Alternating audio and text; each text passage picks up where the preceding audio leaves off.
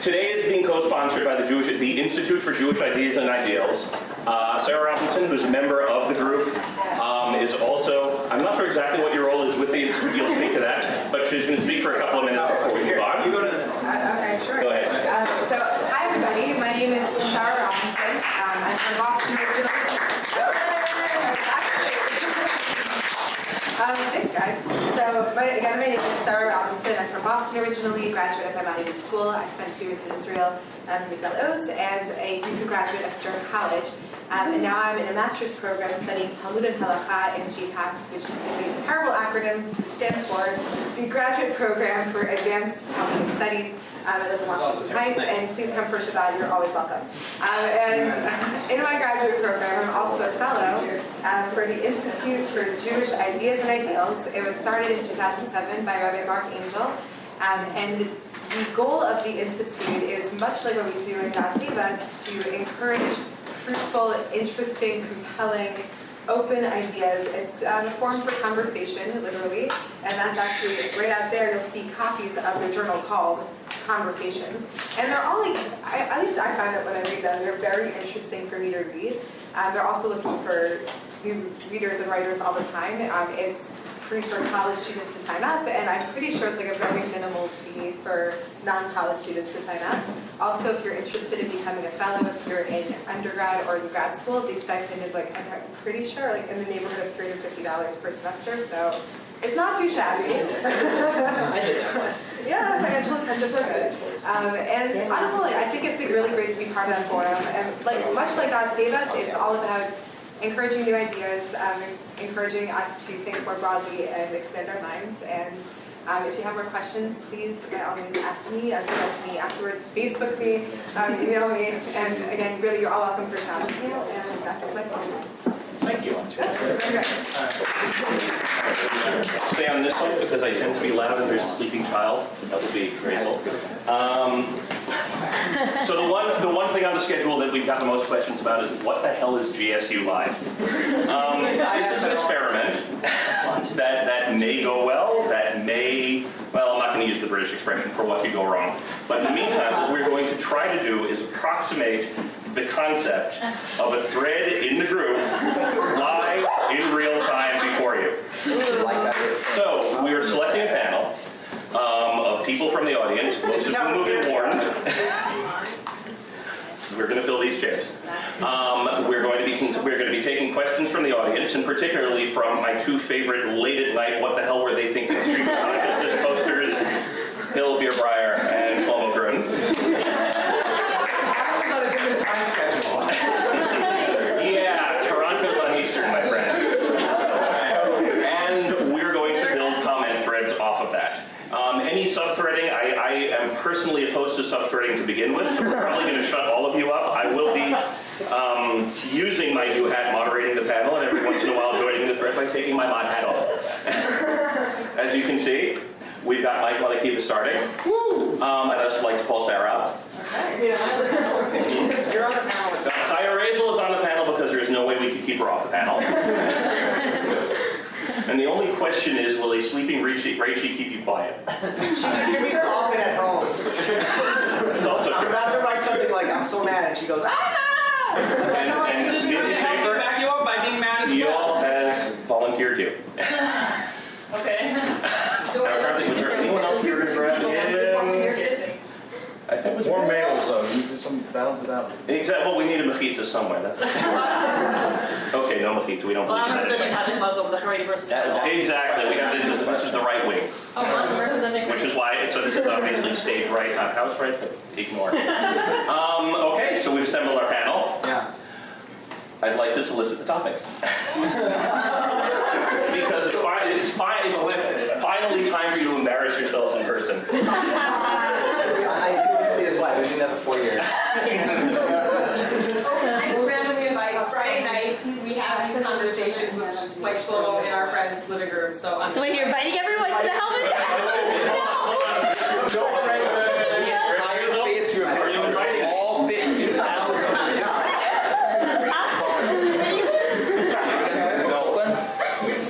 So do we have a topic from the two? Question.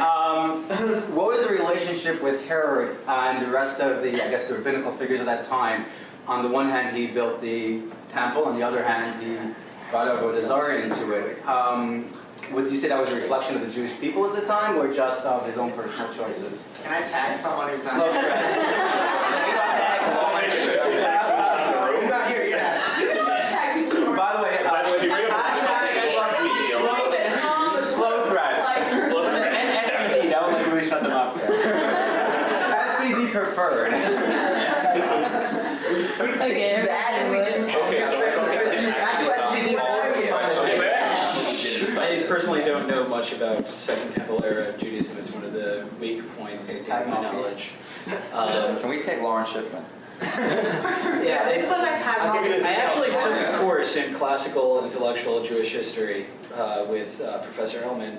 I didn't actually learn that much. You should have taken it with Bernstein. Yeah, I should have.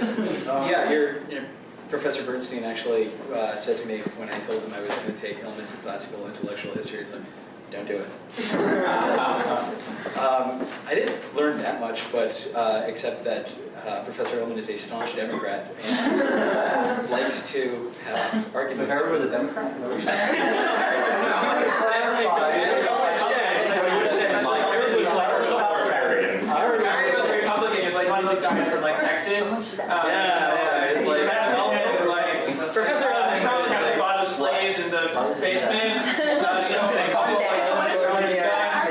So basically, I didn't learn much about Herod. I learned some stuff from Gemara. My impression is, people can correct me if I'm wrong, that Herod is viewed negatively mostly within Jewish tradition, and then like there's this whole story with I believe it's Shimon ben Shetach. Do you know for sure? No, tell the story first. Shimon ben Shetach with like you killed all these Jews. Maybe the least you could do is like rebuild a temple. Didn't he blind somebody? What? Yes. Didn't he blind the stage and then he was like apologetic about it and they said, well, you can restore the light. I remember when I was a kid, like I heard about Herod's temple a lot. I thought, oh, King Herod was a good guy who rebuilt the temple. And then like I looked at and then I heard the actual sources. And I'm like, no, that's not. Alright, so when you compare it to King Shlomo HaMelech, you got enough brownie points with really to count with all the other sins. How would you contrast Shlomo HaMelech? Oh, that's a good question. That's a good question. Let's step back to her question, because as usual, I come without sources, but general impression from things I've seen. Sorry, I'll get off for a moment. I thought you said as a bond. No, this is as myself, and most people who actually do pay attention to my posts will see that I definitely, no sources, but a lot of bullshit. About 2 years ago, there was a major exhibit on at the Israel Museum on Herod's life. It was based on the fact that they had finally discovered at the Herodion the site of his grave. It was a fantastic exhibit. The story of how I got in is another story. But one of the things that they did, as you go through the rooms, that every single room they had long stories where they would give you a lot of the background of Herod. And the general impression I got from that exhibit, so at least what is being given by the current pop archaeologists towards mainstream Israeli society, not necessarily academically, would be Herod as pretty much a Jew who found himself very closely affiliated with the royalty, with the Roman royalty, with the Roman government, and really aspirational to kind of make something of himself as much as anything to fit in with the Romans. But on the other hand, he always wanted credibility with the Jews. So most of what you see is really, most of what is described, most of what is credited is really ego-based. So again, I think if I remember correctly, the story with Shimon ben Shetach is basically saying it's not only that, it's this is how you give yourself a legacy. Yeah. This is how your name will be known to further generations. And what you, Telling you. yeah, you're leading. It seemed that you were leading into a question to compare with Shlomo, because Shlomo also was Not like. Shlomo, that's No. I said Shlomo. Not almost like Leading into a question about Shlomo, just in terms of like how Jewish tradition views these two figures, Shlomo, I think definitionally, is seen as the ideal king within, having built the ideal Israelite kingdom. And Herod is viewed as, we're living in this pragmatic reality. We had this king Herod who was like a bad guy. Regardless of the fact that Shlomo actually ended up screwing up a lot. and you know, serving, intermarrying, serving idols, whatever. But that's like after the sort of idealized reign. Melachem Aleph spends a lot of time describing all the gold, and it's very fascinating when you like. I spent an afternoon just reading it straight once because I was bored. I was working in a camp and I had Robert Alter's translation of Melachem Aleph. It's very interesting. You see that they spend a lot of time on the gold and the you know on describing the Beis HaMikdash and all the gold fixtures, whatever. And as Melachem Aleph as Sefer Melachim goes on. They mention periodically that, and then he sold the gold that was on this. And this king sold the gold that was on this thing, and it sold the gold and this king sold more of the gold. And by the end of Melachim, you're left with all the gold is gone, and all that's left is the wood. So there's like a sense there that like the Israelite kingdom reached its peak in Shlomo Melech's reign, and it started going downhill from there, possibly to the point at which Melachim was reigning. It may be. You know, I'm not going to get so much into that, but like it may be like Shlomo's a projection of what the Israelite self-image is. Would you say the majority of the So, Jews supported him at that time? Yeah. So this is when I would probably tag Malka Simkovich in the thread. Yeah, I go for a new question. Good to have her back.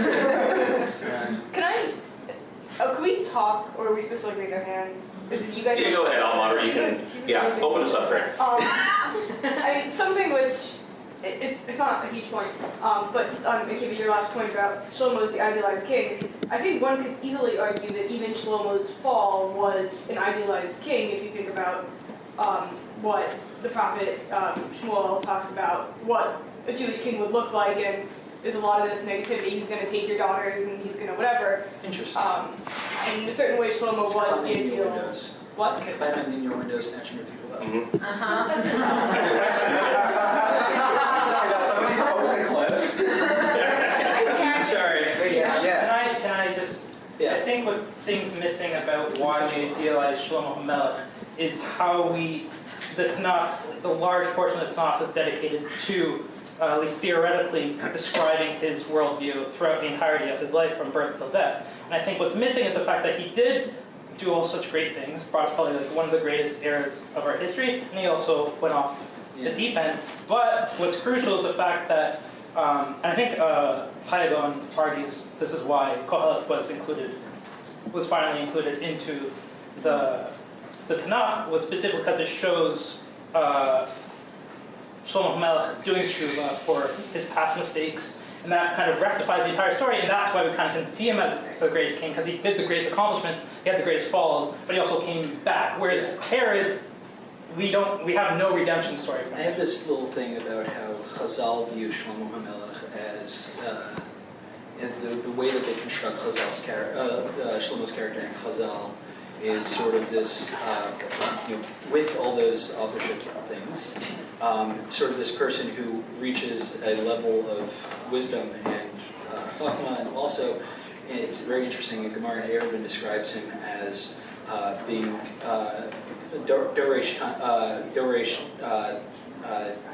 reasons for the mitzvahs and the time of the crowd, like innovating Eruv, and they saw like I think they saw like a little bit of themselves in him. They like their definition of chachma was to innovate new rulings, and then they portray him going overboard and then rationalizing away the Isurim on marrying too many wives, and the pitfalls of that, and then they show him doing tshuva with Kohelah. So I would say that Tanakh has his picture of Shlomo as like the idealized king, and Chazal have their own image, which is slightly different and tinged on their own self-image.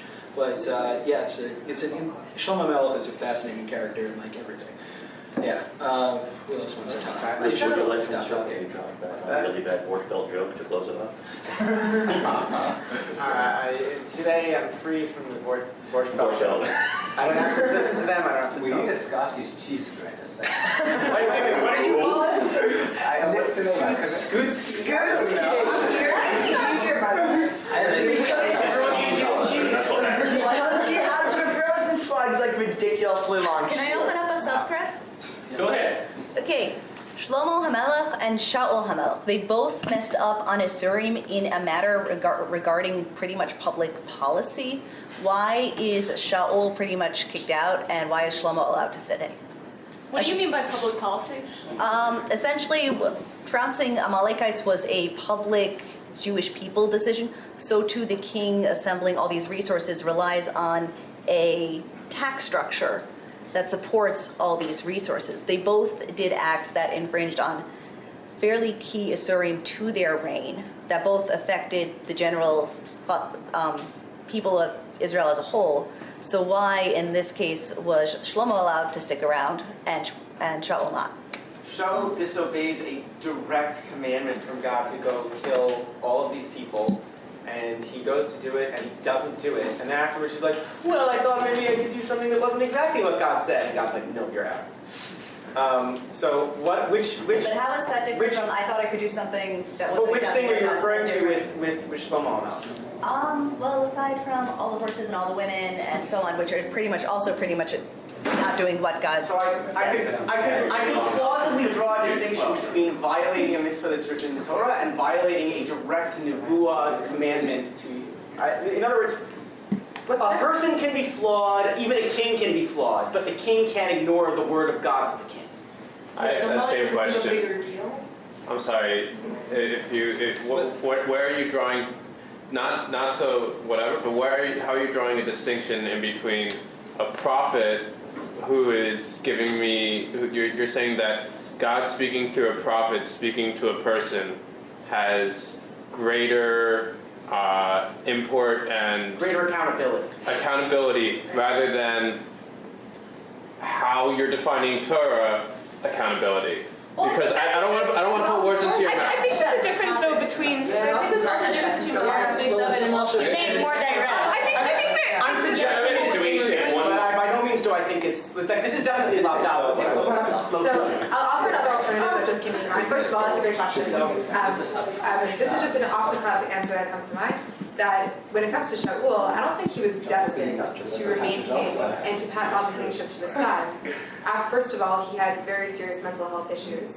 Second of all, and no, seriously, he really struggled to be a king in general, and this was just the breaking point. You can't say that. And number two, he's from the wrong tribe. He's from Binyamin, and so of course there's leading into there's the Ben Yosef leading into ultimately. Yeah, but now you're being anachronistic. Who said that anything? Now jumping in. Well, I was saying when it comes to Shaul, he's coming from the right family, and so because he's coming from Shevet Yehudah, it's going to be perceived differently than coming from the Josephite tribes.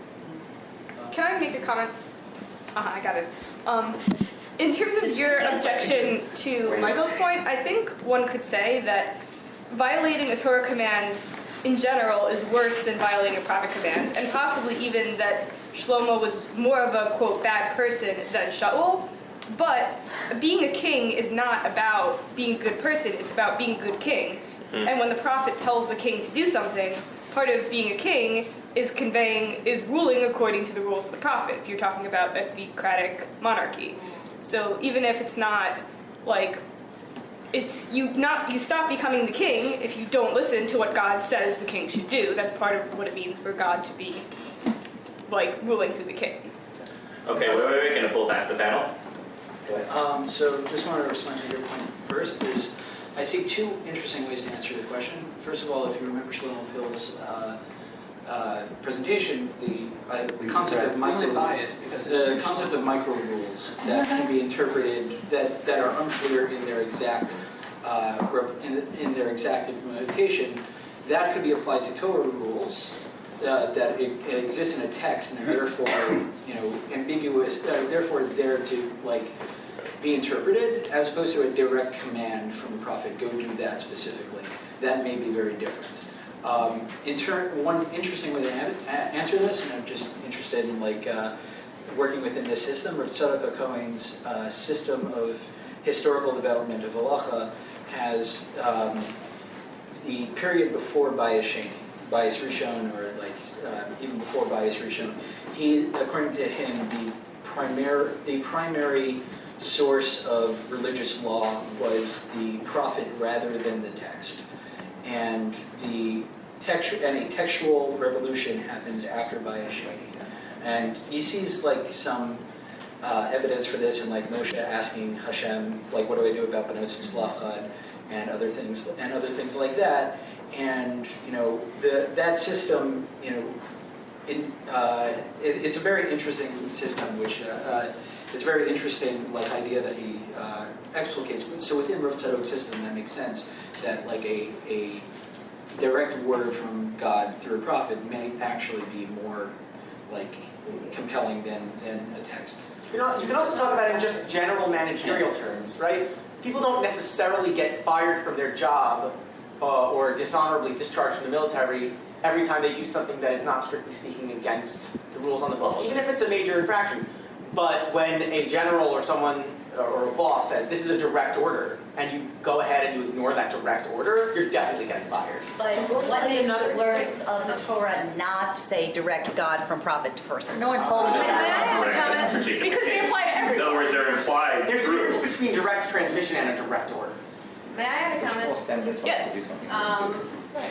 So correct me if I'm mistaken, but I believe kind of one of the key reasons why Shaul and Shlomo HaMelech are different is because God has already promised explicitly to David that his dynasty will be preserved. Shaul had no such promise. He was there, and he was never said, your children will be kings after you. It was said, people want a king, fine, I'm giving them a king, it's going to be you because we need someone to do this job.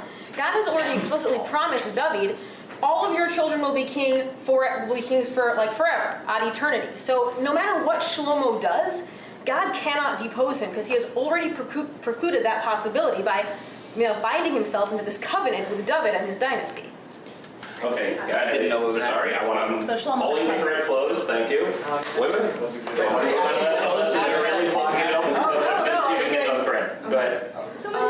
Go ahead. Yeah, I think of one more thing about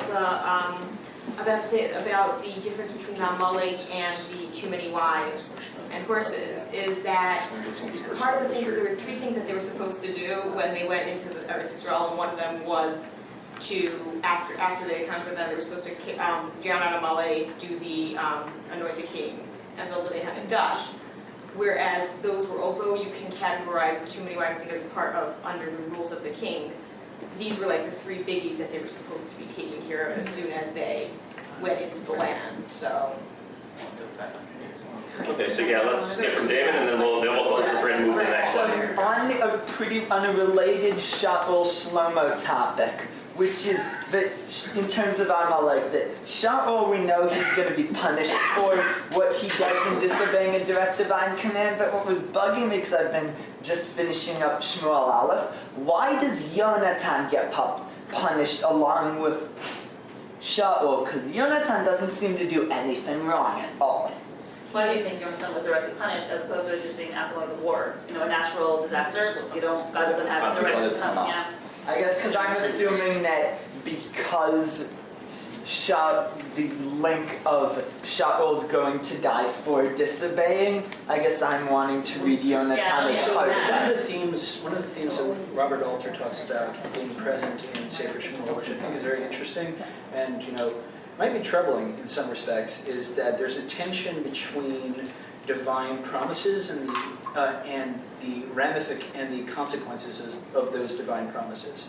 And the Sefer Shmuel is very realistic in how those promises and those decrees affect real people and have negative consequences on their lives, sometimes startlingly so. One of my favorite examples is that Palti ben Laish is the person who marries Michal after David is sent away. Shaul gives Michal to Palti ben Laish. David comes back. He's king now, and he says, "Give me Michal back. I married her first." And Chazal interpreted it one way, which I'm not going into. The pasuk talks about Palti ben Laish crying all the way until Avner ben Ner says, "Stop." Until here. You don't pass this, you don't pass here. And even though the text is, so emphatic that David is the chosen one, David is the chosen king of God, and God loves David, and everybody loves David, it still has that empathy for Palti ben Laish, and it still has that, this is somebody whose wife is being taken away from him, and they probably love each other in some way, probably as much as ancient. She was given to him. She was given to him, but maybe he fell for her over time. But the Sefer Shmuel is fascinating for the ways that it really brings out the humanity in the people that it's dealing with, and I think maybe part of that is that it's very honest in the fact that Yonatan is this great person, and he's with David and whatever, and just because God said that Shaul, his line is not going to be king, he needs to be wiped out.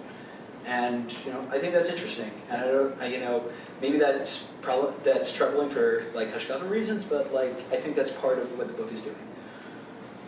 All right. Okay. So I think we get to the next one, a classic thread that starts off with Herod moves into Palti ben Laish, so we're good. Also, if anybody wants to, in classic group form, bring up a women's issue that can then be debated only by the men, we're okay with that. Exactly, of course. Well, once we start talking about Michal, yeah, it's interesting. Her feelings. So you got something, or are we going to have to go This is sort of what work. So, in the context of sources, and which sources are regarded as legitimate and which we kind of disregard. If I make an assertion about something, most people just kind of disregard it because it's just my assertion. Whereas if, let's say, Ramban made an assertion about something, we would kind of give it some credence just because it's the Ramban. We would say this is a legitimate part of our religion. How does that process happen? Why do certain people become legitimized in that way, certain people don't? And how has that changed over time? So I'll start this one. I'm in the master's program for Talmud and case studies, basically, and I'm very passionate about sharing Torah with other people as well. And my goal ultimately is to change the standard for women, for the expectations of themselves to say, I can and should learn more Torah. And for me also, I have high expectations of myself to continue learning and growing in my Torah study. I understand, though, that when I speak in communities and colleges, shuls, what have you, that I know people are going to judge me, in part because of my gender. And so it means that whenever I speak, I'm pretty conservative about other things. Beshita, do not talk about controversial issues. Beshita, if someone asks me a controversial question, I either duck or punt, whatever it is. I'm not interested in derailing conversation into these controversial spheres. And even if I personally might think something, I'm not going to start sharing it so openly because I don't want people to perceive me in this radical term. I want people to perceive me as someone who's super committed to women's Talmud Torah and sharing it with others. Also, I'm very passionate about sharing my Torah in co-ed audiences. Something I find concerning is that there are women who are very, very learned who will only teach other women for tznius reasons. And I understand where they're coming from. However, if we want to change a standard in our Jewish community, I think men have to also appreciate the value of women's Talmud Torah as well. And so I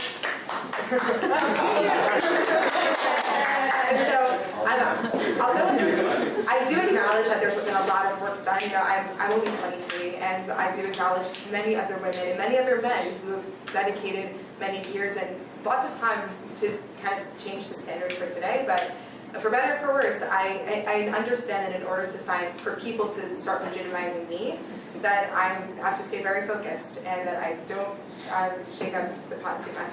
Can I just say, you said that you understand where they're coming from as far as the not teaching it to mixed audiences. Can you elaborate on that? Sure. So part of it also comes from my personal background in that I'm from Boston, and the Yeshiva Day School in Boston is called Maimonides, and it is co-ed. And many times when I was in high school, we would read this letter from Reb Soloveitchik. You can find it in the book Covenant, Community, and Commitment, which was edited by Nani Halfdan. It's absolutely fascinating. It's a collection of letters from Reb Soloveitchik, and I can't believe I'm saying this, on page 82.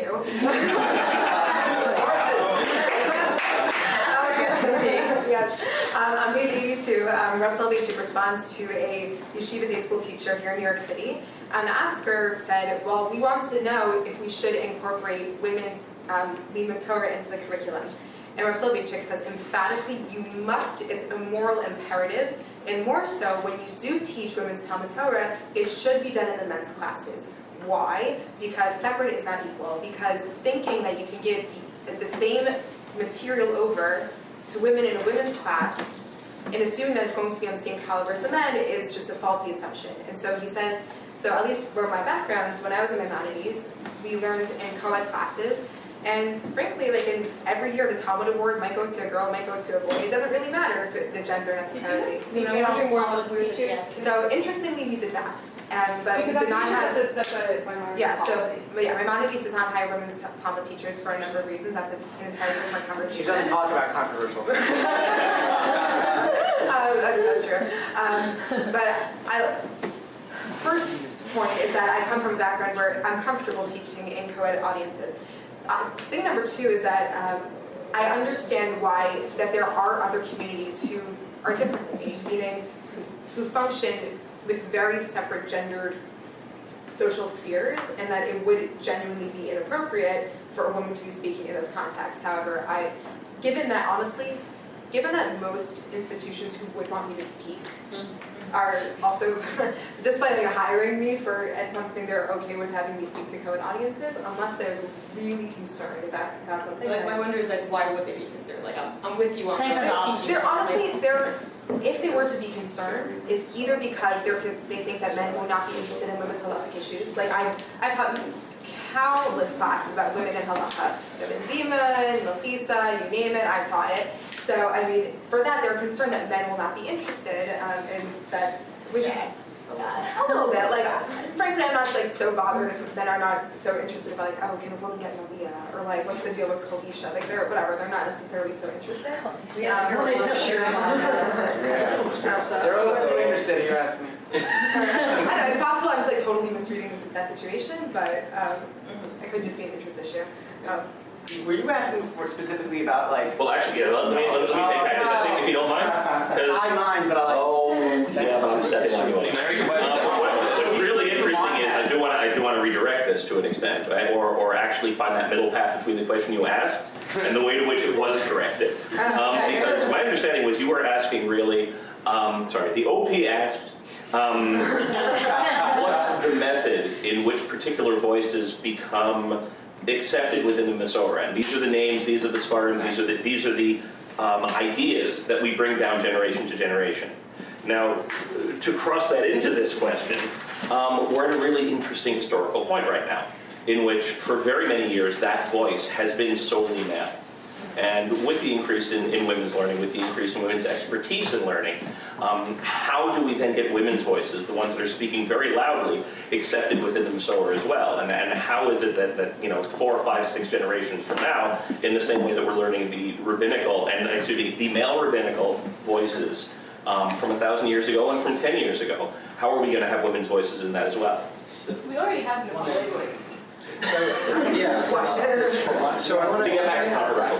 So I want to answer your question and then go into what I was stating, because this is something I'm a little bit passionate about. If you look at my academia.edu page where I put my papers, because I'm an academic. So it's interesting. I noticed when looking at it once that. Most of my papers fall into you haven't heard of this guy, but you should. And especially my great-great-uncle, who was a Hasidic Rebbe in Hungary, the Munkacher Rebbe, before World War II. World War II broke out. His Hasidim mostly died in the Holocaust because they refused to heed his warnings to leave. And then after the war, he became a Zionist. He might have been a Zionist before the war. It's a question, it's still a question, whatever. And then they just left him and abandoned him, and they didn't, And I found the first time I encountered his works, actually read his works, they were in the YU library. And I was the first person to take out his Chidushim, and I was only doing it because I was related to him. And I read his Chidushim, and there's no reason why this man shouldn't have been a gun. There's no, and this is somebody who's related to me. This is somebody whose life was ruined for like no good reason. And I don't really have an answer to that except to say that history poskins in some way, and that I think that part of my understanding of how the halachic process goes is that there's a certain element of divine providence involved. Regardless of how uncomfortable that makes me, I think that if you're accepting a view of halacha that include that, that God wants us to have a evolving process, and that halacha changes over time, I think that you have to accept that certain things become accepted, certain things don't, because God wants us to do certain things. And, even though that makes me personally uncomfortable because of the, personal ties I have to that. You can say that's not that though. You can say that history confidence and be follower. Right, but like I do believe that God cares about our halachic system, and God guides us to where we want to go. I think that's it's Lo Hashemayim, but God wants us to. There can be a directly hand in some way.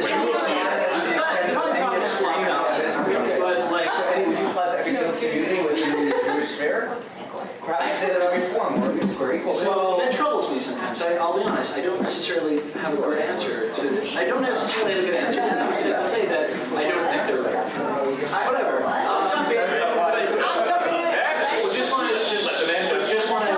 Just want to conclude with one point. Conclude with one point, and then you'll jump in. Okay.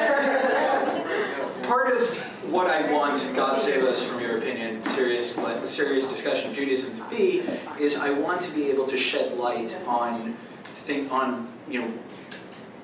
daring and creative thinkers that exist within our community right now, and for people to be able to share what they're working on, and for it to be a forum for those and to be a forum where people can get noticed for those kinds of things. So.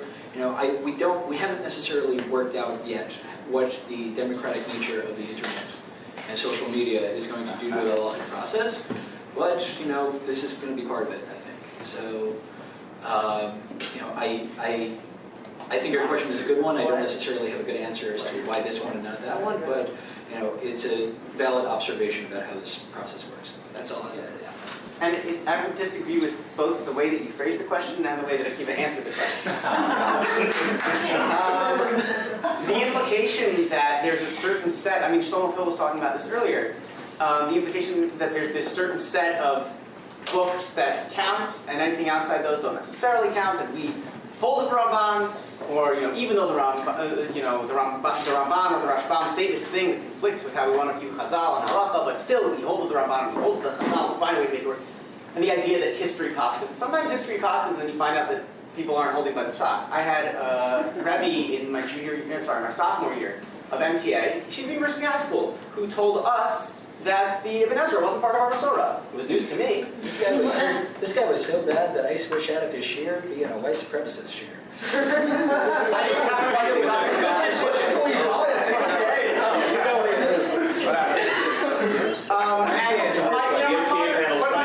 A number of years ago, when my father was still teaching Bible at Stern, he quoted, I remember it was either in a Brahman, I think it was in Ibn Ezra also, and a girl went, but that's not from. What? It's like, I don't know if that's more about Stern, more about like the general. So you say really, modern Orthodox are really no different. That's what you're saying. Go out and ask people wearing two different styles of dress in Orthodoxy their opinion on Ibn Ezra, their opinion on Abravanel, their opinion on Shadal, and you're going to have different ways that history is posking in different neighborhoods. Yeah, dress too. Like it's not always just with a different dress. Like it could be the same. Sure.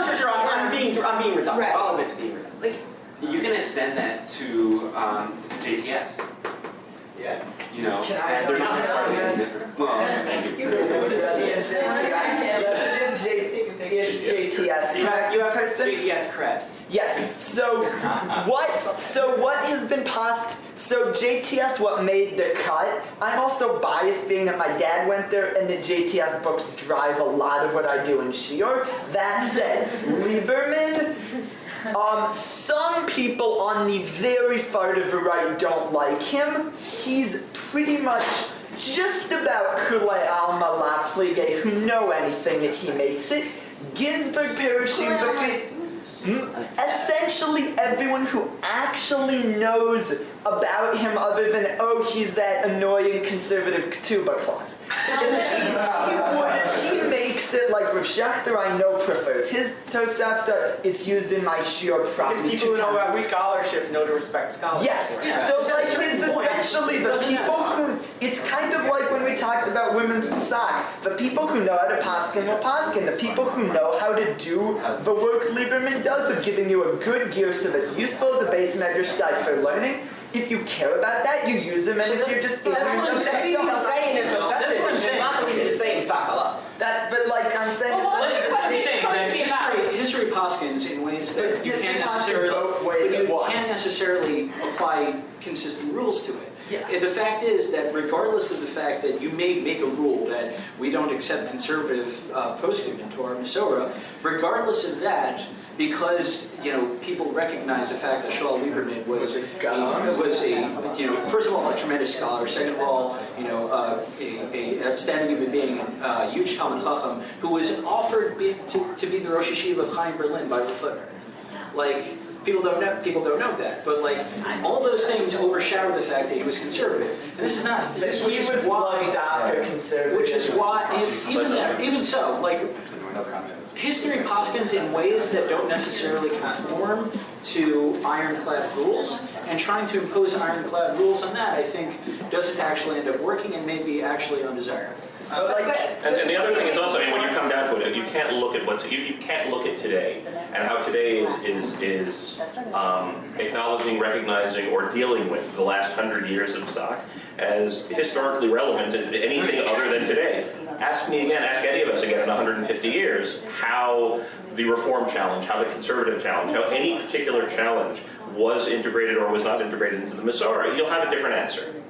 Sarah wants to say something. To build on what you're saying that the value of scholarship, I see that all the time when people are going to take what I say seriously. I mean, I know that when I present, I want to present something that's thorough, interesting. Generally, for better or for worse, my source sheets are generally like 5 to 6 pages long. Probably a little overwhelming, but I understand though that when I'm able to present many sources from Rishon and Achronim, whatever it is, that also increases my legitimacy. And so how much more so when it comes to people, even from other movements, when they are able to show that kind of scholarship, that of course increases their legitimacy. I don't know how, of course it doesn't necessarily square with what you were saying about the Rebbe Budkach, because it sounds like he has a scholarship in history, Paskins, so to speak, but today history. Because history Paskins, I'm doing my best to go back and pass it. I mean, also part of it also represents scholarship, and that's what's able to develop it. I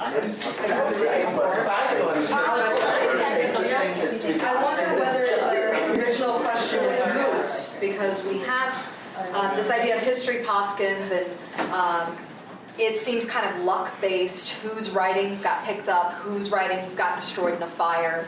Today we have the internet, we have very fractured communities, and we also have a declining respect for scholarship. We want more people who are inspiring or controversial. Will these changes completely make all of these past ways of becoming an expert irrelevant?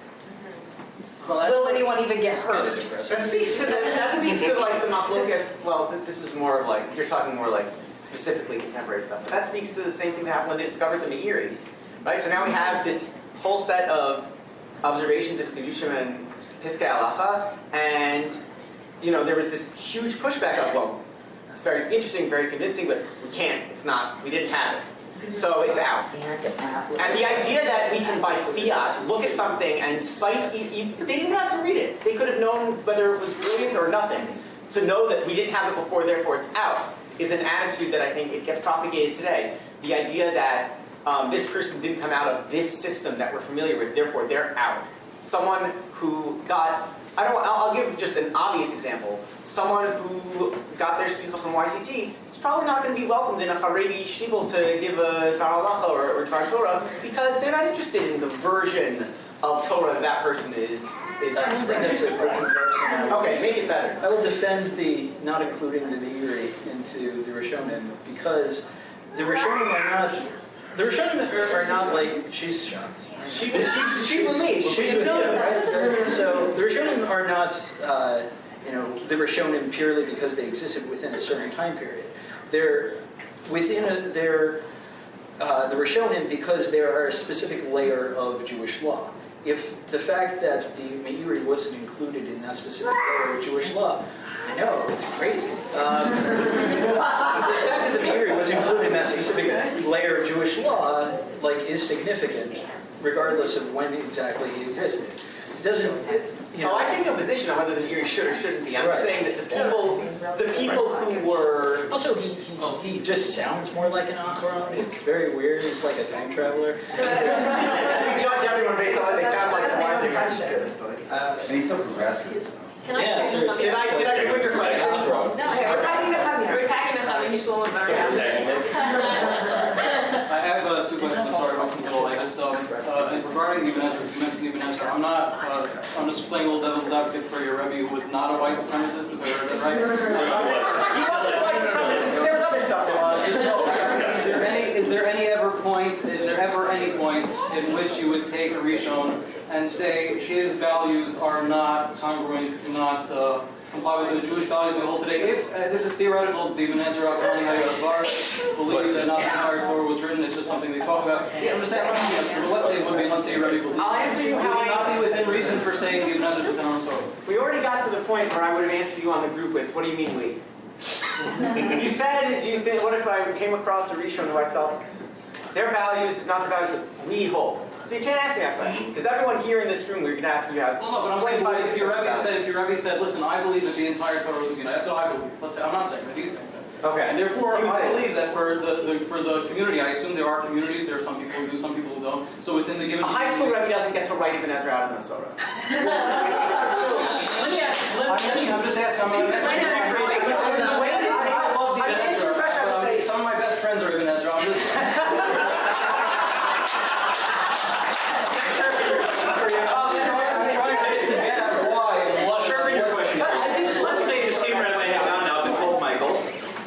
This Ibn Ezra says that we should kill homosexuals. Okay. But that Ibn Ezra is not an Amr Silver. If the Ibn Ezra had said, we kill homosexuals wherever we find them. Ibn Ezra said it, okay. And this Rebbe had said to Michael, but that Ibn Ezra is not an Amr Silver. Ibn Ezra is not an Amr Silver. Ibn Ezra is not an Amr Silver. He's saying if you write him out to the left instead of from the right. But I think that the premise of what you do if you decide that such and such a Rishon, his values aren't my values, I think that's probably the case with almost every Rishon. Yeah, I agree, but how do we deal with that is a broader question. Because I don't deal, if I'm dealing with a Rishon, I don't deal necessarily in that Rishon's values. I deal in that Rishon's scholarship. So if I believe, Rashi, a great scholar, and much of what he says, let's leave aside Midrash Hamiyashik Derei Mikra, but much of what he says is Pshat, and I love Pshat, not as good at Pshat as Rashba maybe, but he's good at Pshat. But he also thought that Menachem was correct about biblical grammar. Do I have to say that Rashi is not part of my Kabbalah in learning because he was wrong about grammar? No, there's ways that you can agree or disagree with various things. This is what I think the lesson I would have talked about high school Rebbe if I had the chance. I don't talk to him anymore. But at the time, I would have said, I'll give you a different example. Not with Derech HaLimud in Rishon necessarily saying something from or not from. We had a Tosfos, and I pointed out that the Tosfos contradicted a different Tosfos in a different Masechta, and I said, oh, but it's not even, I didn't even let him get to worrying about it. I said, it's not even really a problem, it's different. Masechta is probably a different author, and the Valley Tosfos, they had disputes. This Tosfos contradicts this Tosfos because they were written by different Valley Tosfos. He stopped and said, Chas v'shalom, we should say that a Tosfos contradicts another Tosfos because then one of them was wrong. It's not that one of them was wrong, that's a contradiction to Tzarech Elon. And I argued with him, of course, and he said, well, if you're going to tell me that one of them could be wrong, we might as well do this, and he took off his yarmulke. Wow. There's such and such a way of dealing with a Rishon. On the one hand, to say that it must be outside of Masorah, and there's such and such a way of dealing with it such that you have to say that, no, everything that's of someone who's in our Masorah must be holy and pure and wholly uncontradicted. They couldn't possibly be wrong, they couldn't possibly disagree. So this idea of black and white thinking about either they're in or they're out disregards the very nature of what scholarship is, which is really people writing smart ideas, some of which are going to turn out to be correct and some of which are going to turn out to be incorrect. Or not followed. Or not, you follow it or not follow it. Plenty of great Beis Shammai. Beis Shammai has a great thing where Beis Hillel says you don't have to go back to bench if you forgot to bench where you're eating. And Beis Shammai says, I'll say it the way my father taught me when I was young. You forgot your wallet at the top of the Empire State Building, you go back for it, but you don't go back to say benching. That's great. We should possibly like that Beis Shammai, but we don't. Can I call myself? Can I call myself? Okay, I think you slightly misunderstood his point. Sorry, just a moment. You're looking at the question as a question of black and white. He's kind of taking it from the other angle, which if you say, if the Ebenezer denied that the Torah is Sinai, hypothetically, let's say... What do you mean?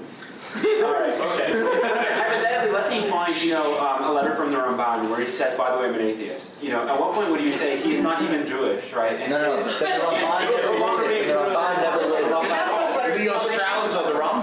There is such things for Mother Teresa. There is such a thing for Mother Teresa. That's right. My crown. Yeah. Sure. Listen, there are thinkers who just will take, if they see that somebody in Judaism disagrees with an aspect that they disagree with, they'll throw them out. If you read Jose Forwer's, it's a really serious issue, right? If it's contradicting, the usual blueprint. So I'll use your example of Rambam. Jose Forwer is anti-Maimonidean, anti-Maimonidean demons. Wow, that's a hard thing to say about Rambam. So he talks about the Ramban the Ramban, it says that he studied the magic of necromancy and he believed in these Kabbalistic things. How does anybody view the Ramban as authoritative? And to me, it's just don't throw out people. How do you feel a lot more serious? Well, for him, it's major. For him, it's you're giving this paganistic, things that are antithesis of everything that Judaism stood for in a struggle against paganism, and we need to throw the Ramban out of our tradition and whatever. I can't do that. It's just it bothers me as a scholar to start throwing people out of the tradition. There's some controversy about whether or not Rashi believes that God was correct. Yes. Let's say you found a letter from Rashi who said that he did. Would you consider saying that he is no longer a Jewish authority? So I would never say that. There are people who would. There are people who would, and I disagree strenuously and vehemently with those people. Those people will probably say the letter is fake. That's why there are people who do that. There are people who say that there's one thing that Rashi says Yad Chazakah is Yad Mamash. So it's Yad Mamash, right? And then they'll say, it means that God created a hand that he conjured up so that to take the Jews out of Egypt. He had the Green Lantern. Let's be honest. Why is that now? Yad Mamash is not actually talking about hand at all. It's apparently different comment. It's controversial, so I don't want to No, but there are people who are where the Gemara pretty much did write out the tradition, and he only shows up where Mayor, drags. They really written them out. Exactly. Historian. That's true. There's a lot of random stuff in there. But as far as his place within halacha, so the Gemara did write him out because of his apiparshas, if there was. So could that not be true for any Rishon if we discover that they held such beliefs? Again, the question of who's we and who's going to write. I mean, again, when you're talking about Chazal saying and making an emphatic statement about a particular character, that's one thing. And then you always get into the question of who are we to do this? And I'm not even touching his Katnoadoros or anything like that. Generally, right now, with the exception of Chazal Forward, no one's really sitting there writing individuals out, especially not individuals with a very long historical legacy. If anything, you got to make a problem, right? But that was MTA. You can't trust anything you learned at MTA. As a much early alum than these guys, I can tell That's you. what entertains me about Forward. He's very. So I have to just stop for a second. So, Madhav, in 5 minutes we're going to be stopping at Mincha. Want to take this one? Okay. Because you've been really patient. Yeah, this is practicing the concept. I have to preface it just saying I don't really believe in a concept of Masorah outside of Halakha. I don't think it just doesn't exist. It's not there. We could look at, and I think the idea, which is wrong, saying why isn't he written outside of Par Masorah, whether we just say the tradition, the Jewish tradition, is the fact that we don't base what we do outside of Halakha on Masorah. The fact that almost the entirety of the Jewish world now looks at their tzitzit when saying Kriyat Shema says we don't really care about Masorah. We care about what good for us at that time period. The fact that we see all these groups we saw these groups popping up in Europe has nothing to do with Masorah. We don't care about our Judaism with Masorah, we care about Judaism with fix today our problems, whatever our situations are. So in that realm, when we talk about writing people of the Masorah or of our Masorah for their beliefs, we don't really include people in our Masorah for their beliefs. We include people in our Masorah. Again, it's not a Masorah because we're not including them because there's a Masorah that we've had these people, which is why random things pop up. To give an example, think of the Baal Shem Tov. What's his Masorah? I'm just saying. Gary has an announcement. Is a crown, first of all. Oh, sorry. So I need everyone to come down by like 3:55 just to pick up their stuff because they have like rehearsal in the downstairs gym. Oh, they actually have been bringing their tables down? Yeah. Okay. All right. So is it that we're So 11 minutes downstairs. Okay. Is it that we're writing people out of our Masorah stuff? So we have different Masorahs, or is it the fact that we're selectively writing people into our Masorah? So that's an interesting. Very different. That's also very strong. It's an interesting. Sorry, but you're also making a very strong definitional statement on what constitutes. Right. I'm not sure that we're going to agree with that. But I'm saying the best example, look at Rambam. People selectively insert him into their Masorah and say, oh, Rambam is part of our Masorah just when he's not. We must like everyone. We want to just like anyone else. Right. So when we're talking about Masorah, is it really because we don't have a chain of tradition, or is it because they don't fit into our chain of tradition? Okay. Today. Go for it. Can I ask a random question? How random? Very random. Totally, this is completely off topic. Okay, if your favorite biblical commentator or Talmud rabbi were a flavor of ice cream, what flavor would they be? You can't do that now that Esther went downstairs again. Yeah. Not on my time. Wanting to ask a question before we get to the ridiculous question, let's ask. If you don't need any knowledge to discuss it,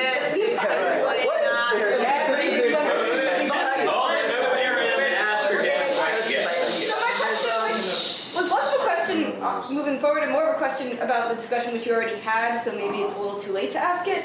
But it seems like Macro the thread. there's a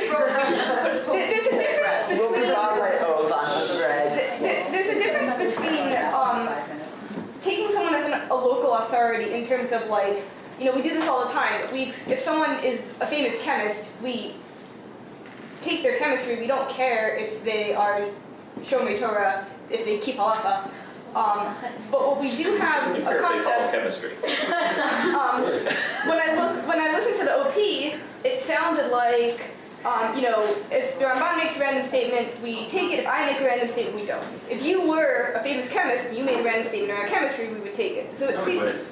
We would test it. And if I was wrong, I'll be wrong. Yes, absolutely. You would let some programs experiment.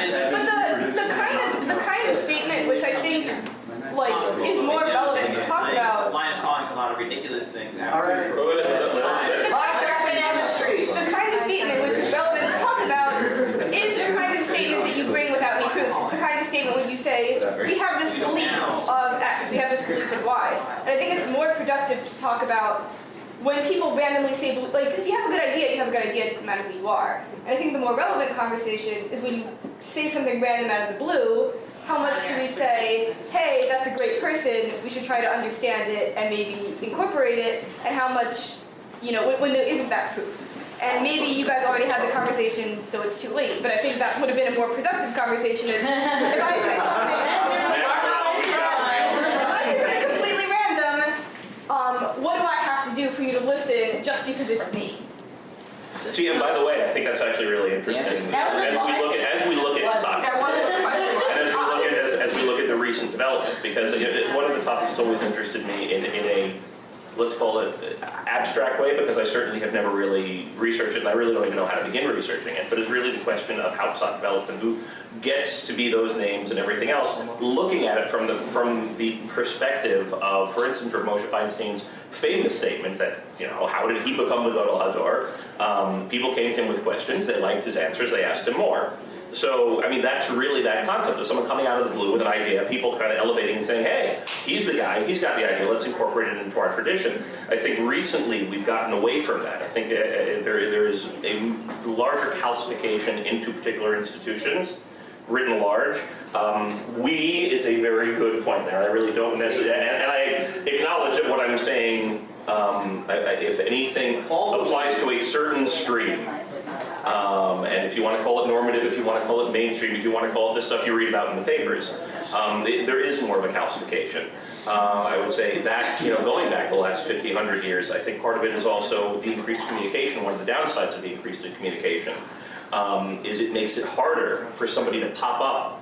I'm going to contradict myself at the same time. On the one hand, it makes it harder for someone to pop up, be accepted in one community, and then be brought into the mainstream as a strong Masoretic voice.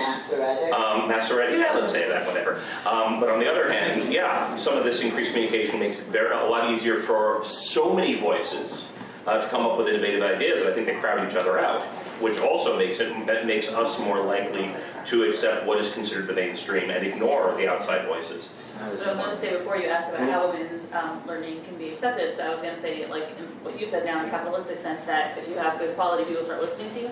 So also, if women, produce good scholarship, yes, there are mitigating factors that may diminish their effect, but if something's good, it's good. The question is, do we, and I hate to say it, do we trust the community to accept what's good? Because we have to, maybe you could all let's say like one final comment and then we'll get on the Yeah, sure. It's controversial. I'd actually like to talk about raising Possible.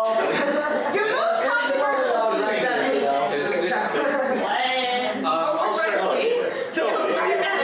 I'll start and you guys go ahead.